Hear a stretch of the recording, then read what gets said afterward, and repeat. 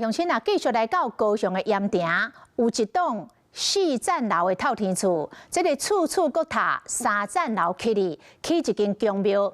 讲上主要是要互伊的妈妈拜拜修行。问题是透天厝的登记资料是4楼的建筑，但是即摆4楼变7楼。高雄市建管处讲，这正明显是违建，会依法处理。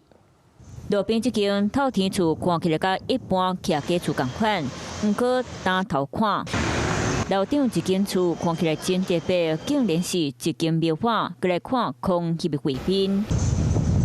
透天厝厝尾顶起一间宫庙，无大间，不过庙的建筑真完整。有头前埕正殿路口有天公炉，两边阁有楼梯，都有外地游客看甲嘴啊开开，讲袂输是城市奇景。不过附近的民众讲，这厝尾顶的庙画起码20年呀。小时候就有，好像也不会特别去那个去问啊。 隔壁厝边就讲是处处一片好心，去互妈妈家庙。就是有那个妇人在上面打坐，就有习惯性在上面打坐，所以他们盖那个让他方便他上去打坐这样。